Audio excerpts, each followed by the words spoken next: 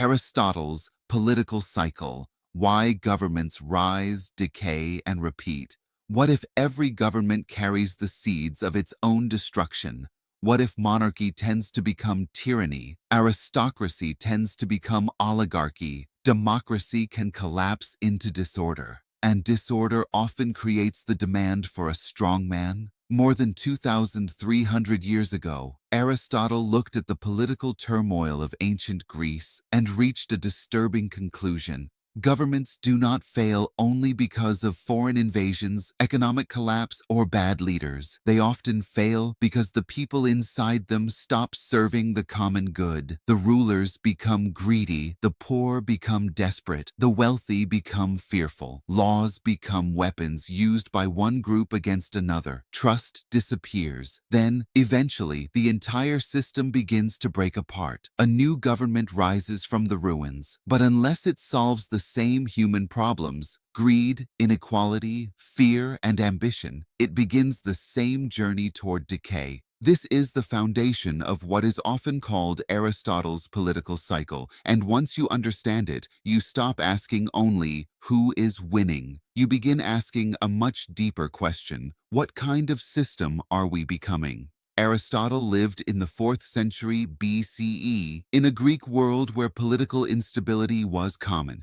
Athens had experienced democracy, oligarchy, war, rebellion, and foreign pressure. Sparta had its rigid military constitution. Other Greek city-states were ruled by kings, councils of wealthy families, military commanders, or popular assemblies. For Aristotle, politics was not an abstract subject. It was about whether a city could survive without destroying itself from within. He and his students studied constitutions from across the Greek world. They wanted to know why some governments lasted while others collapsed into civil conflict. Aristotle's answer began with 2 simple questions. First, who rules? Is it one person, a small group, or the many? Second, why do they rule? Do they rule for the common good, or do they rule for private advantage? These questions produced Aristotle's 6 forms of government. Rule by one person for the common good is monarchy.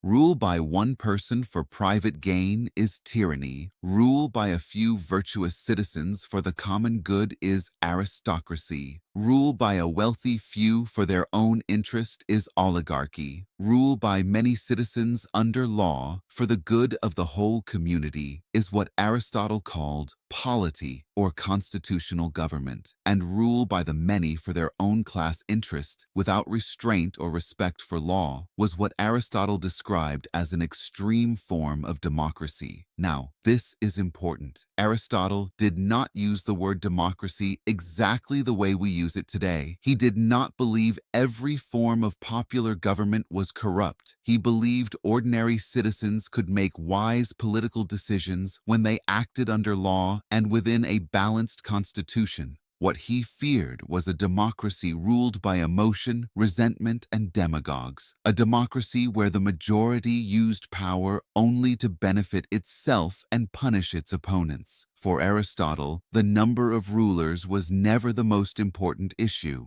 The real issue was whether those rulers served the whole community. A king could be good if he ruled justly. A group of elites could be good if they governed with virtue. A popular assembly could be good if it respected law and protected the common interest. But every government became corrupt when rulers stopped asking, "What is good for the city?" and began asking, "What can I gain from this?" That is where political decay begins. Let us start with monarchy. In its ideal form, monarchy is rule by one exceptional person, a wise, courageous, disciplined leader who puts the city above himself. In times of crisis, this can appear attractive. When a society is divided, threatened, or unstable, people often want one decisive figure to restore order. But Aristotle recognized the danger immediately. Wisdom does not automatically pass from father to son. A founder may be brave and selfless. His heir may be selfish, reckless, or cruel. A king may see himself as the guardian of his people. his descendants may begin to believe that the people exist to serve the crown. This is how monarchy becomes tyranny. For Aristotle, a tyrant is not simply a strict ruler. A tyrant is someone who rules for personal benefit. He treats the state as private property. He uses wealth, force, and fear to protect himself. He weakens independent institutions. He distrusts free citizens. He fears anyone capable of organizing opposition. Aristotle wrote that tyrants try to keep people divided, suspicious, and politically weak. They discourage citizens from gathering freely. They want people to distrust neighbors, co-workers, and even friends. A united population is dangerous to tyranny. A divided population is manageable, but tyranny creates enemies. Eventually, the strongest and most respected citizens may unite against the ruler. They overthrow the tyrant and replace him with rule by the best citizens. This is aristocracy. The word aristocracy comes from the Greek word aristoi, meaning the best. But Aristotle did not mean simply the richest people or the people with the most famous families. He meant citizens with wisdom, education, courage, discipline, and a commitment to public service. At its best, aristocracy is rule by people who are qualified to govern. But here, another form of decay begins. The first generation may earn power through merit. The second generation inherits status. The third generation assumes that status is proof of merit. Over time, public office becomes a private club. The question changes from who is most capable of serving the city to who belongs to our group. The ruling class begins to protect its own privilege. It closes institutions to outsiders. It writes laws that favor wealth. It treats ordinary people with contempt. It mistakes money for virtue. At that point, aristocracy becomes oligarchy. Oligarchy is rule by the few for the benefit of the few. And Aristotle believed oligarchy was one of the most unstable forms of government because it creates a dangerous divide between rich and poor. The wealthy have property, education, influence, and security. The poor have numbers but little power. The rich fear losing what they have. The poor resent being excluded. And eventually, both sides begin to see the other not as fellow citizens, but as enemies. This brings us to one of Aristotle's greatest political insights. Revolutions are often caused by inequality. Not inequality alone, but the feeling that inequality is unjust. The poor believe that because all citizens are equally free, they deserve equal political influence. The rich believe that because they own more property, pay more taxes, or contribute more to society, they deserve more power. Both sides believe they are defending fairness, but when either side becomes extreme, the Constitution begins to crack. Aristotle also understood something many leaders still fail to understand. People can endure hardship, but they struggle to endure humiliation. A population may accept poverty for a long time, but when people believe the law is permanently rigged against them, when they believe the powerful openly despise them, when they believe no peaceful path exists to improve their lives, anger begins to grow. Then all it takes is a crisis, a financial crash, a military defeat, a corruption scandal, a food shortage, a charismatic speaker, and the old order can collapse.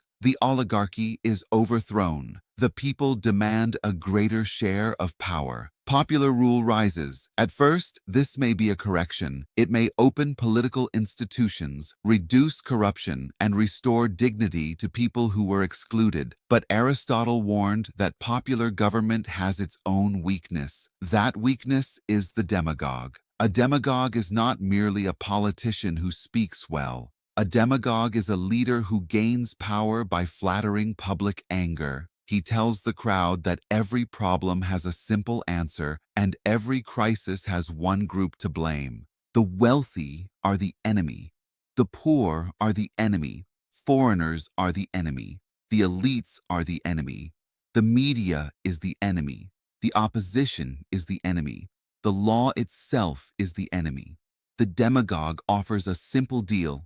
Give me more power, and I will destroy the people you hate. Aristotle feared this because once politics becomes an emotional battle between enemies, law becomes weak. The assembly may vote based on rage rather than judgment. Citizens may demand punishment rather than solutions. The majority may use power to crush minorities, confiscate property, exile rivals, or reward leaders who promise benefits without consequences. The city becomes divided, unstable, and exhausted. And then something predictable happens. People begin to want order more than freedom. They begin to want stability more than debate. They begin to want one person strong enough to end the chaos. That is when the strong man returns. He promises to restore peace. He promises to punish corruption. He promises to defeat the enemies within. He says that only he can fix the country. And if enough people are frightened, angry, or exhausted, they may hand him the power to do exactly that. The cycle begins again. Now there is an important historical detail. Aristotle described the 6 forms of government and explained why each could decay. But the famous fixed cycle, monarchy becoming tyranny, tyranny becoming aristocracy, aristocracy becoming oligarchy, oligarchy becoming democracy, democracy becoming mob rule, and mob rule returning to monarchy, was developed more clearly by the later historian Polybius. Polybius called this cycle anacyclosis, but Aristotle provided the foundation. He explained the human forces that make the cycle possible: greed, inequality, fear, resentment, corruption, and the struggle between rich and poor. Aristotle's solution was not to abolish politics or find perfect rulers. He knew perfect rulers were rare. Instead, he argued for a mixed constitution, which he called polity. A polity combines elements of democracy and oligarchy. It gives ordinary citizens a voice. It protects law and property. It prevents the wealthy from ruling without restraint. But it also prevents the majority from using political power to crush minorities. The goal is balance. And the foundation of that balance, Aristotle believed, was a large and stable middle class. The very rich may become arrogant and disconnected from ordinary life. The very poor may become desperate and vulnerable to radical promises. But the middle class usually has enough property to value stability, enough independence to resist domination, and enough connection to everyday life to understand both sides. Aristotle believed a society with a strong middle class was less likely to collapse into extremes. That idea remains powerful today. When the middle class shrinks, politics often becomes more polarized. Wealth concentrates at the top. Insecurity spreads below. The center weakens. Compromise becomes suspicious. Every election begins to feel like a final battle. Aristotle would say that this is when the political wheel starts spinning faster, but he also believed that laws alone could not save a country. Citizens needed education, not just training for work, but education in character. They needed to learn moderation, fairness, courage, self-control, and respect for law. They needed to understand that freedom does not mean doing anything you want. It means living responsibly within a community where other people also have rights and duties. A constitution can be brilliant on paper. It can have elections, courts, laws, and institutions. But if citizens no longer care about truth, justice, restraint, or the common good, those institutions slowly become empty shells. That may be Aristotle's most difficult message. The future of a country is not decided only by presidents, kings, billionaires, generals, or judges. It is also shaped by ordinary citizens, by what they reward, what they tolerate, how they speak about opponents, and whether they still believe their political rivals are fellow citizens rather than enemies. So, what was Aristotle's political cycle? It was the idea that governments rise, decay, and transform Because human beings are tempted by power. Monarchy can become tyranny. Aristocracy can become oligarchy. Popular rule can become unstable when law gives way to passion. Chaos can create the demand for a strong man, and the cycle begins again. But Aristotle did not believe collapse was completely unavoidable. He believed societies could slow the cycle through balanced institutions, respect for law, economic stability, a strong middle class, and citizens educated in civic responsibility. His question still matters today. Are we building institutions that serve the whole community, or are we turning politics into a weapon for one group against another? Because the moment a society stops caring about the common good, Aristotle believed, it begins moving toward decay. And history has a way of proving him right.